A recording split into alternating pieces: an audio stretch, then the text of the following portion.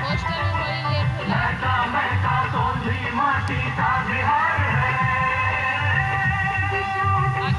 नया स्टेशन बनाए एगो ये स्टेशन में बगल में पार्क है, बैठे जा वीडियो कॉलिंग कर दिखावे थी। वीडियो कॉलिंग कर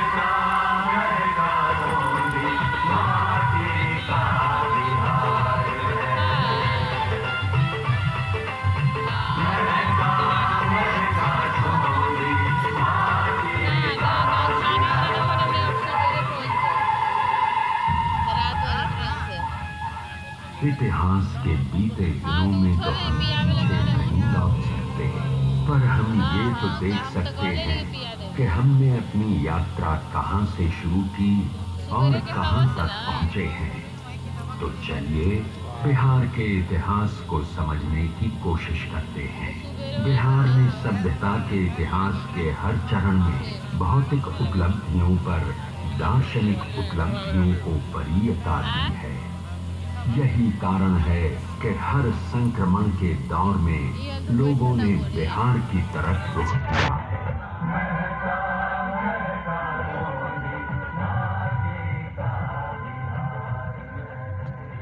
बिहार ने विश्व सभ्यता को पहला गणतंत्र तो दिया ही, विदेह राज जनक के रूप में पहला दार्शनिक राजा भी दिया। ये भी विश्व सभ्यता में एक अद्भुत उदाहरण है कि जिस बिहार में आस्तिक दर्शन का सूत्रपात हुआ, उसी भूमि पर जैन एवं बौद्ध जैसे अन्य दर्शनों का भी सूत्रपात हुआ। वर्चस्ववादी संस्कृतियों के विरोध में यहाँ से आवाजें लगातार बुलंद होती रही हैं। आइए चलिए बिहार की कहानी की शुरुआत करते हैं।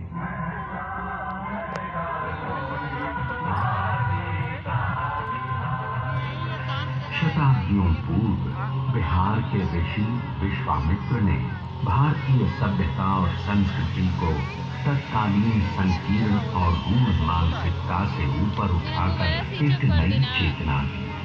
विश्वामित्र ऋग्वेद के अनेक मंत्रों के रचयिता थे। उनका आश्रम आज के बक्सर जिले में स्थित था। राम और लक्ष्मण को लेकर उत्तर बिहार में स्थित विदेह की सीता से मिलाने का काम विश्वामित्र ने ही किया। लोग जब अपने जीवन के सच, औचित्य, संवेदना और विडंबनाओं का प्रतिबिंब किसी व्यक्तित्व में पाने लगते हैं, तो उससे हद तोड़कर जुड़ने लगते हैं। सीता एक ऐसा ही व्यक्तित्व लेकर पैदा हुई। सीता ने अपने व्यक्तित्व से संपूर्ण नारी जगत को वो विश्वास दिया जहां उसे कभी अग्नि परीक्षा नहीं देनी होगी। बिहार की कहानी को थोड़ा आगे बढ़ाते हुए महाभारत काल में आते हैं। इस काल के दो महान योद्धाओं को याद कर लेना जरूरी है। पहले मगध के जरासंध और दूसरे अंगराज कर्ण, जो कि वर्तमान भागलपुर जनपद के राजा थे। भागलपुर में कर्ण का किला पुरातात्विक धरोहर के रूप में आज भी मौजूद है।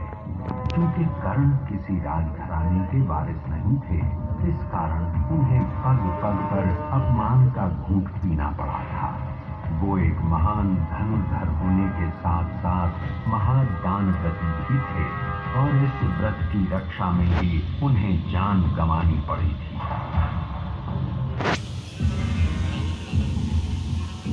चलिए बिहार की कहानी को थोड़ा और आगे बढ़ाते हैं और ईसा पूर्व 6ठी शताब्दी में पहुंचते हैं। विश्व के इतिहास में ये वो दौर था जब पुरानी मान्यताओं को चुनौती दी जा रही थी। चीन में कन्फ्यूशियस, यूनान में सुकरात और भारत में बिहार की भूमि से महावीर और बुद्ध के दर्शन का नवोन्मेष हो रहा है।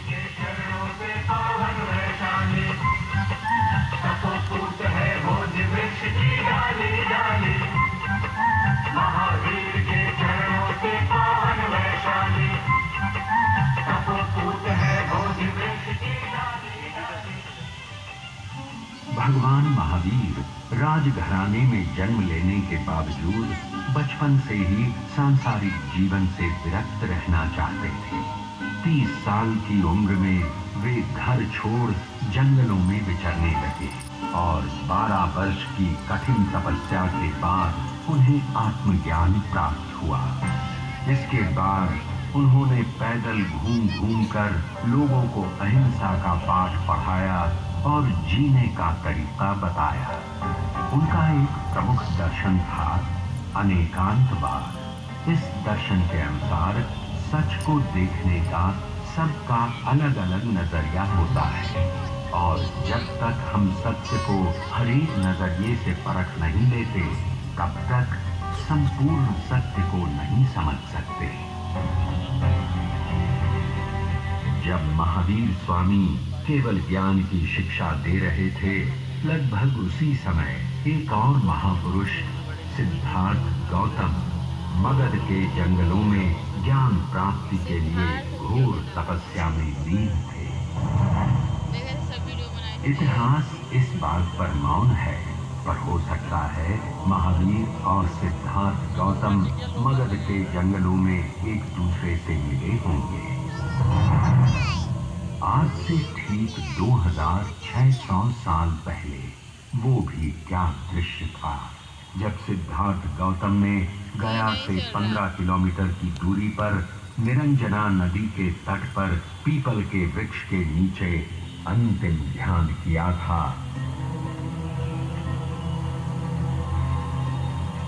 और माया के सम्राट मार ने अपने सारे दनुजों को उन पर छोड़ा था और धरती उस संघर्ष की साक्षी बनी। संपूर्ण बौद्ध जगत में बोध गया कि इस जगह को यूं ही ब्रह्मांड का केंद्र नहीं माना गया है। बुद्ध ने बताया कि 2 अतिवाद हैं, एक तरफ जीने का भोग और दूसरी तरफ आत्मदमन। एक है खाओ पियो और मौज करो क्योंकि कल मृत्यु है। दूसरा कहता है सारी इच्छाओं को मार डालो क्योंकि इसी के कारण पुनर्जन्म लेना पड़ेगा। उन्होंने इन दोनों रास्तों को छोड़ने को कहा। वे मध्यम मार्ग के विश्वासी थे, जो न प्रवृत्तिवाद है न निवृत्तिवाद। अब हम बात करते हैं मगध के राजा बिंबिसार की। ईसा पूर्व 6वीं शताब्दी में देश छोटे छोटे जनपदों में बटा हुआ था, पर बिंबिसार के नेतृत्व में पहली बार मगध एक साम्राज्य के रूप में विकसित हुआ। जैन और बौद्ध दोनों राजा बिंबिसार को अपने करीब मानते थे। इन्हीं दिनों गंगा के उस पार वैशाली में लिच्छवियों का गणराज्य स्थापित था। वहां की आम्रपाली अपनी सुंदरता, नृत्य कला, गायन वादन के लिए विश्व प्रसिद्ध थी। भरपूर वैभव के बावजूद उसने बुद्ध की शिष्या बनना स्वीकार किया और अपनी संपत्ति संघ को दान में दे दी।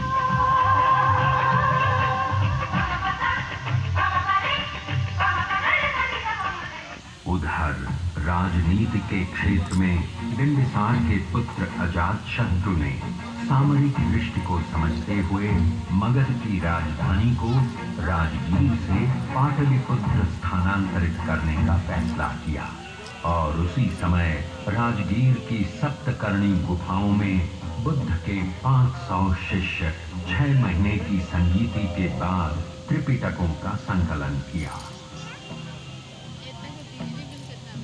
बिहार की कहानी को और आगे बढ़ाते हैं और ईसा पूर्व 3री सदी के पाटलिपुत्र में पहुंचते हैं। अरे ये क्या, यूनान का राजदूत मेगास्थनीस यहाँ प्रवासी जीवन बिता रहा है। गंगा तट का ये शहर करीब 9 मील लंबा है और 1.5 मील चौड़ा है, जो कि तत्कालीन रोम से कम 2 गुना बड़ा है। शहर चारों ओर लकड़ी की दीवारों से घिरा है। लगभग 570 बुर्ज हैं और आने जाने के लिए 64 दरवाजे बने हुए हैं। शहर के चारों ओर सुरक्षात्मक खाई है।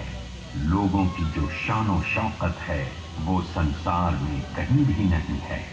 शासन की बागडोर चक्रवर्ती राजा चंद्रगुप्त मौर्य के हाथ में है और उनका मार्गदर्शन कर रहे हैं राजनीति और अर्थशास्त्र के आचार्य महापंडित चाणक्य। सिकंदर के आक्रमण को न केवल रोक लिया गया है बल्कि उसके सेनापति सेल्यूकस निकेटर को हराकर पुरु के हार का बदला भी ले लिया गया है। खैबर से लेकर बंगाल तक शासित ये प्रदेश ही पहली बार भारत का मानचित्र बनाता है। चलिए अब बात करते हैं उस शख्स की जो किसी को संत दिखाई देता है तो किसी को सम्राट, किसी को वो मनुष्यों को परखने वाला राजनीतिज्ञ तो किसी को वो ऐसा विजेता दिखाई देता है जिसने विजय के दुष्परिणामों को देखकर युद्ध को त्याग दिया हो। कलिंग युद्ध के बाद बुद्ध धर्म अपनाने वाला ये शख्स और कोई नहीं बल्कि चक्रवर्ती राजा अशोक थे। सोचिए वो भी क्या परिवर्तन हुआ होगा जब शासन का संचालन लिखित अभिलेखों पर शुरू हुआ होगा। जहां लोग दीवारों से साम्राज्य की सुरक्षा करते हैं उसने अपने शासन का विस्तार 84,000 स्तूप बनाकर किया।